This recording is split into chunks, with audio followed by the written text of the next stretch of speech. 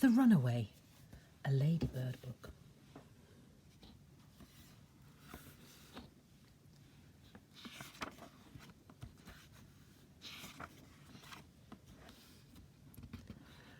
Sandy gazed upon the rabbits playing blithely in the sun. Sandy's little heart was breaking. Why, he thought, can't I have fun? Why should I be here forgotten in this prison rabbit hutch? Sandy's tears were flowing faster, but it didn't help him much.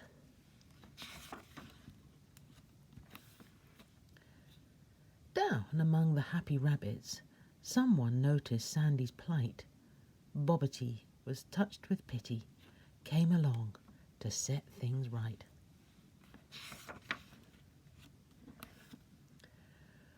Bobbity said, "No more weeping, soon we'll have you out of that." Pulled and struggled hard, but Sandy seemed to be a little fat.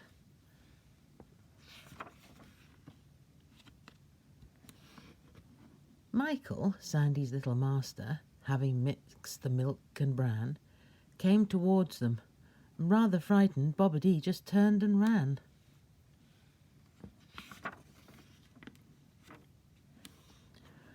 Off he sped away to freedom, through the fence and down the hill, leaving Sandy to his master, just a lonely prisoner still.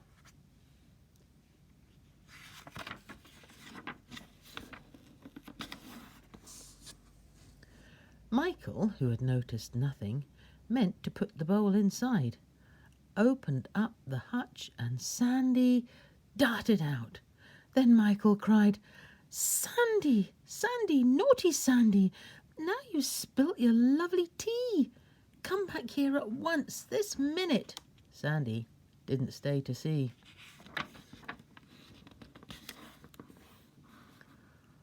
Hop, skip, hoppity went Sandy as the bowl went tumbling down.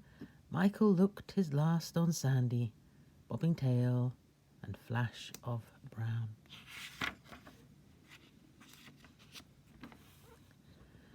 Down the hill and through the woodland scampered Sandy, free at last. Thought no more of little Michael and his rabbit hutchie past. Made a beeline for the warren, there his furry friends to find. Didn't think that lonely Michael hadn't meant to be unkind.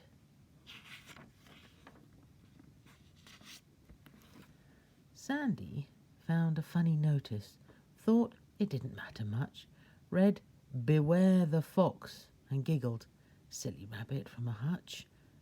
But when Mr. Fox came prowling, Sandy had a twinge of fear, hid behind a sturdy tree trunk, cocked a timid little ear. Saw him tearing up the notice, felt a sudden awful fright. Sandy's heart went pitter-patter, and he bolted out of sight. Mr. Fox went prowling further on his rabbit hunting way. Bobbity appeared, and Sandy came out eagerly to play.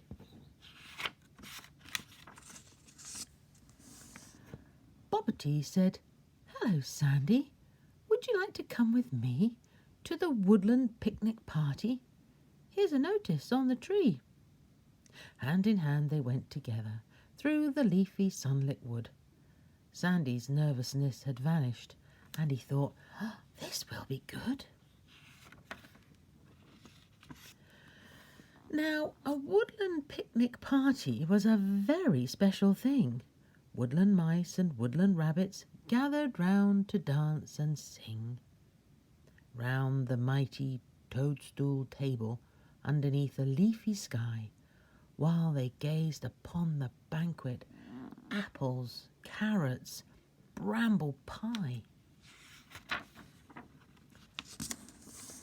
Then at last the guests were seated.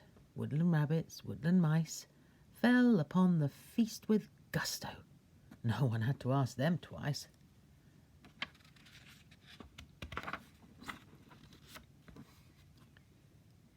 Cherries, acorns, lettuce vanished.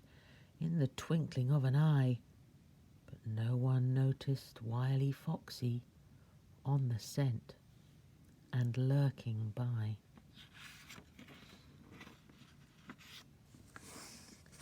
Silently he padded forward.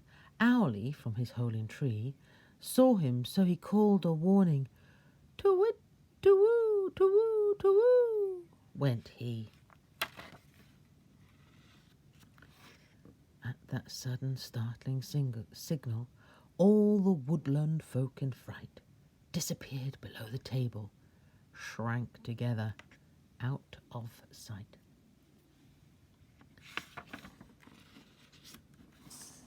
Very still and very silent, listening for the slightest sound. Then they scarcely heard a rustle.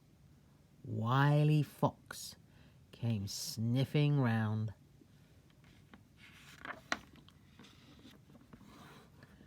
Saw the now deserted table with a glistening greedy eye.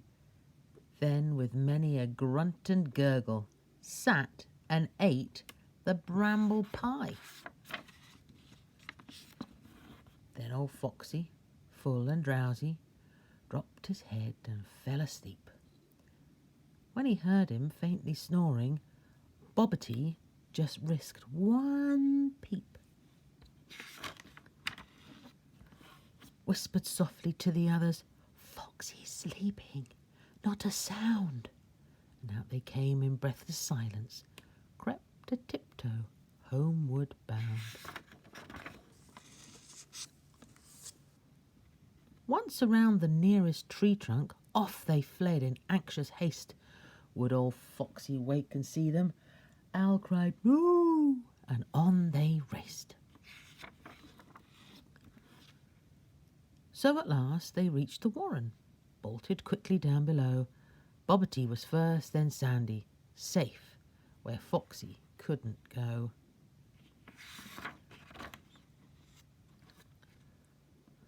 Bobbity had lit the lantern. Sandy caught his breath again. So they finished tea in comfort, snug and safe down Rabbit Lane. Sandy's mind went back to Michael and the empty rabbit hutch, and he felt a little sorry.